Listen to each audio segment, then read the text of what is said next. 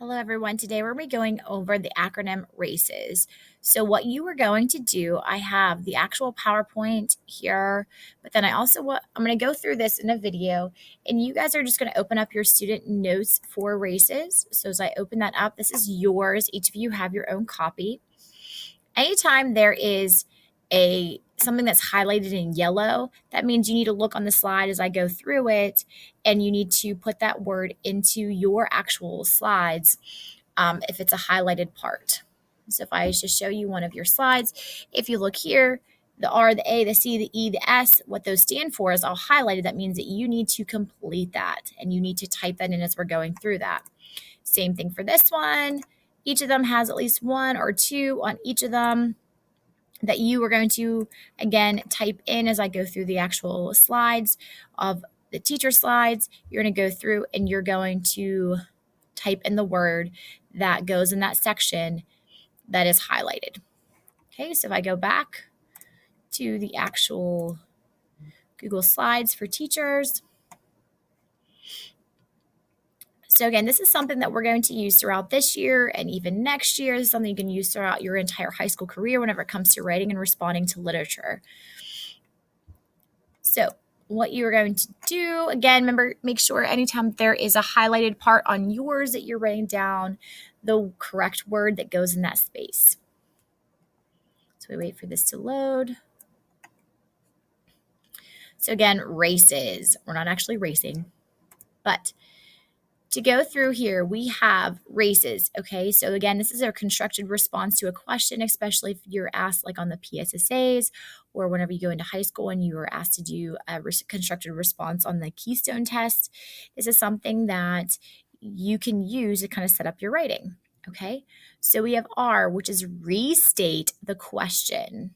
So make sure, again, you have a highlighted part. I think this one you have 5 highlighted parts on this slide that you need to make sure that you're taking notes on. So the R stands for restating the question.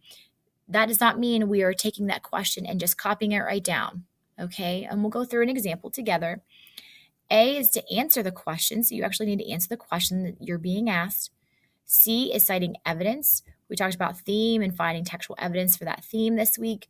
So again, you do the same thing for this one. Prove it to me. How do you know? What does the text tell you that shows that?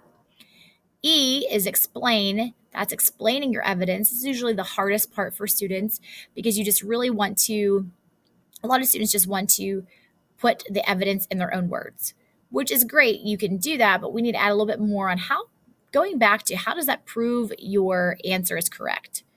And the last one is just summarize to close. So just give me a conclusion sentence to sum up your entire paragraph. So make sure you have those all written down on your notes page, the restate, the answer, the cite, the explain, and summarize. Okay, so when we talk about restating the question, so you're going to reword the question into a statement. So for example, how does Dory fit the archetype of an innocent child? So archetype just means how it's just something that is in movies or books where if somebody's an innocent child, they have a lot of the same qualities and no matter what movie they may be in. So we're talking about Finding Nemo here. So if the question is, how does Dory fit the archetype of an innocent child? We're going to reword that question into a statement. And we're going to say, Dory fits the archetype of an innocent child, period. We restated it. It's no longer a question. Now it's a statement. So a lot of times students just rewrite the question down as their beginning, which is not correct. You need to make it into a statement. Next, answer the question in your own words. So how does Dory fit the archetype of an innocent child? So we can say Dory fits the archetype of an innocent child because she is vulnerable, pure, and needs to be protected. So I know Nemo's dad in the movie is often protecting her or watching over her. So again, this is our restating up here. Now I'm giving my actual answer. So a lot of times your restating and your answer go into one sentence together. You can add like because in there to connect them, to have that good transition. A lot of times, again, like I said, the restate and the answer usually go in one sentence together. Next, this is going to be, I'm going to cover up Dory here, is citing your evidence. This is where we're going to actually go back into the text and we're going to support it. So this one is quote, where we're actually going to take a quote from the book or a story, or explain a passage. Sometimes you may not have access to the actual text itself, so you can explain that part of the story that's going to support your answer.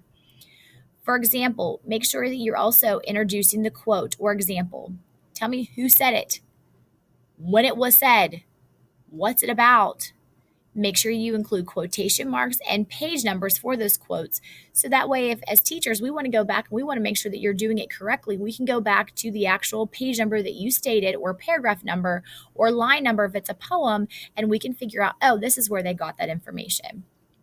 So again, citing evidence, we're going to quote or explain a passage from the text to support our answer.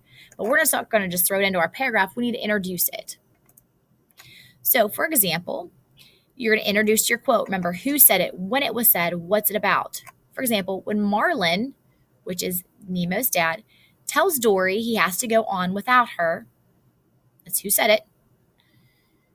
So then we're going to tell what's it about. Dory begs him not to go. Tell who what she says. She says, "Please don't go away. No one's ever stuck with me for so long before. I look at you and I'm home. Please, I don't want to go away. I don't want to forget."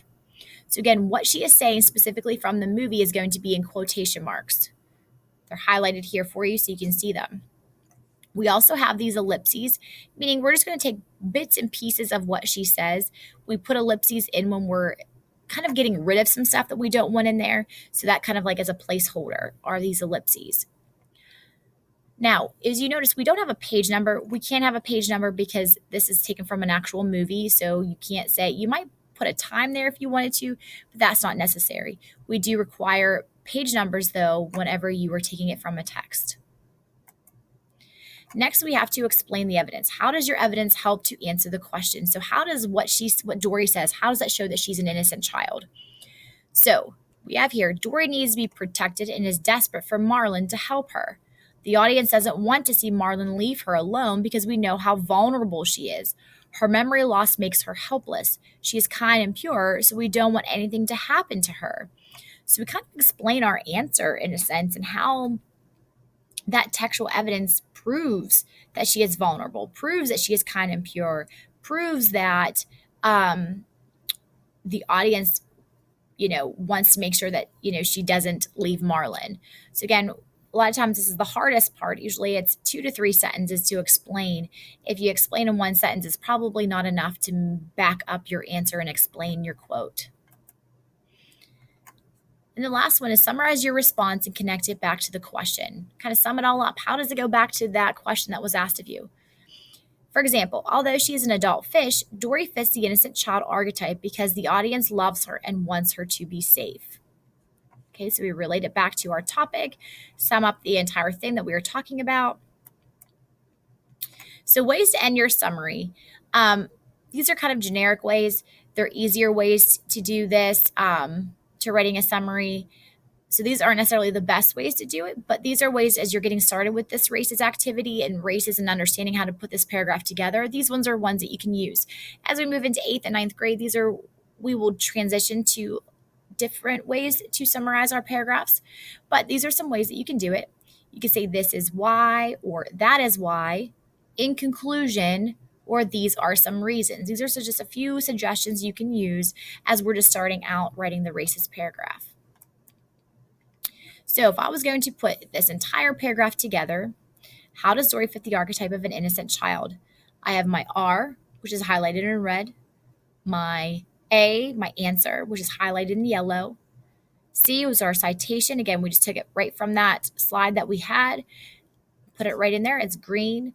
E is our explanation. How does our quote and back up our answer? And how does our answer really prove that she's an innocent child? And then the last is sum it all up. So whenever you follow the RACES acronym, when you're asked a question about a text, you should be able to write this nice big paragraph that is full of information. So again, and you will be asked this question again. R stands for restate the prompt or the question. What is it asking you? A, you're going to answer the question. And a lot of times, again, those two go into the same sentence together. C is citing our evidence, E is explaining our evidence, and S is for summarize or sum it all up. Again, like I said, you will be asked to answer those again this week, maybe even possibly today, on what each of those letters stand for in that acronym.